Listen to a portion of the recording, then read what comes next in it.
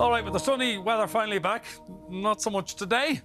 This would appear to be the perfect time to get your garden in ship shape for the summer. Yes, joining us with some DIY tips to spruce up your garden, it's our expert Ash. Ash, what are we doing today? We're going to do a few things today. You've both said you're going to get involved. You've come from dancing to DIY, and we know you're very handy. So let's go with this. We'll start with the chairs. Okay. So if I you was have, only looking at my old the other day. and if you steel or wooden ones. We've steel ones. Yeah, so this paint actually works in steel and wood and everything. It's all surface paint. Okay. But with the steel ones, what's happened here, even though they were apparently good quality, expensive ones, is they've all chipped. Do you have your receipt? I do, but they're 5 years old, so Okay. they are not coming back on anything on that. But you'll see the chips, the wear and tear. So they're good quality chairs. It's really good to try and recycle what we have. So using the right paint, you can bring it back to life. Okay. Before we do use the right paints, though, we The need process. to clean them up. Yeah. So the most important thing are the right products. So what we would do is start with sanding. Yeah. So you want to use a medium block or a medium sandpaper, and you are literally going to rub hard, and your plan is to get scrape marks into the surface. And where it's chipped away, just rub away, and it's a touch test. So if you feel that there, it's still feeling rough. Yeah. So I'm going to keep sanding till that is smooth. Do you want me to also? I'll get you stuck try in that and there. sand Just because, watch the trousers, as we can yeah. see, I'm wearing some wonderful. He wore the green- right clothes for today. I'm wearing green powders. I will paint Perfect if need be, but I think you should Painters paint. wear these colours, They Eric. do. Look, I am the canvas. Okay. We can do I your am the trousers. canvas. It's an all-surface paint, so it'll Right. range So this anything. already is looking a lot better here. I'm taking a And few of then the if you scratches feel out. that, does it feel smooth? It's a lot smoother, I think. There Right. you go. Just get that bit off the end. Watch your trousers. So because there's dust on this and obviously dirt and grime, Yeah. if you use a right product like this one, it's a crud cutter. Okay. So it's a degreaser and a cleaner, but more importantly, once you've used it, it helps the paint stick to the surface. Okay. So even those people who think, oh, it's not going to work, this will actually prep it really well. So you wipe that in like you would anything. Again, I don't want to get anyone's trousers. And you literally just rub it into the surface. And you'll see actually a bit of the colour come back.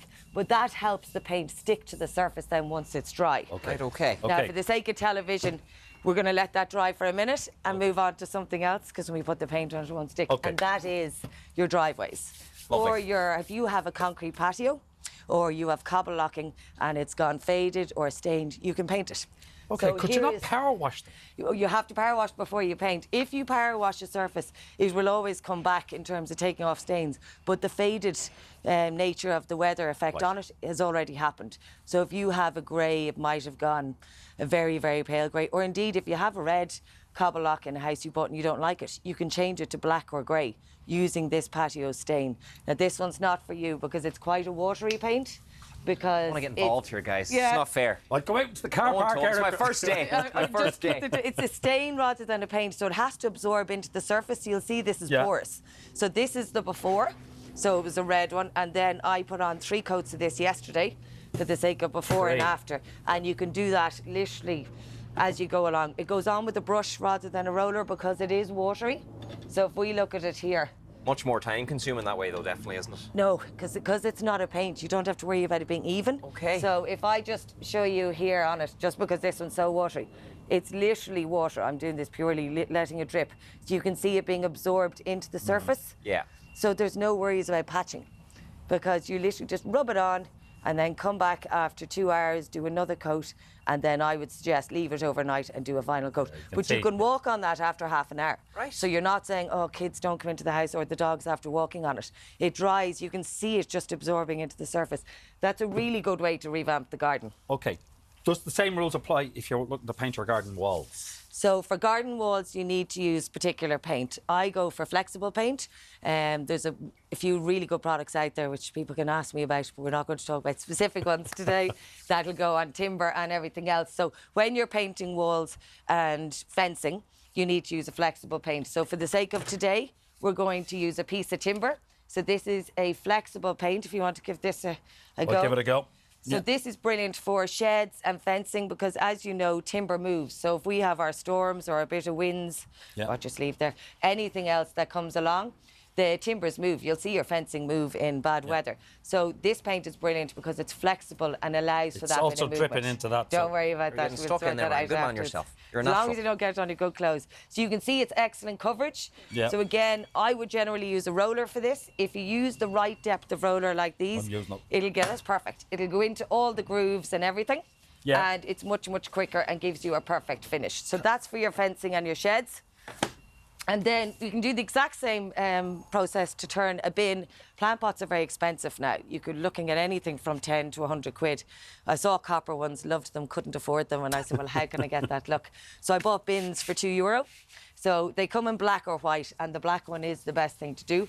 But this is after I painted 3 coats of the paint. Yeah, it looks wonderful, doesn't it? So this is an all-surface paint. We're going to follow the exact same process as the chair, which we're going back to now. And this is the after, using the black.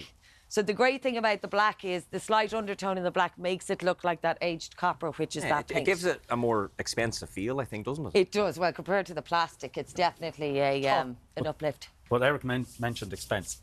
It is worth your while to pay the extra few bob and get a decent paint. 100%. That's an all-surface paint. I've used it to paint plugs, windows, a plug in a shower that gets a huge amount, the shower doors, the shower frames. It can withstand that. It can withstand anything. But it's actually called an all-surface paint and comes in huge range of colours and finishes. OK, and just one other thing. Yeah. Paint, before we paint the chair.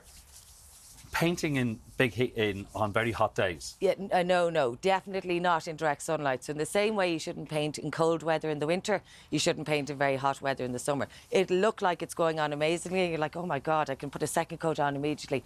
But you're just trapping moisture. So all that'll happen is it's going to start flaking within sort of 6 months to a year. We've only got about 30 seconds left. Yeah, we're going to fly through this. So we're using a roller for this because we don't want paint marks. So, and we've gone with the paint.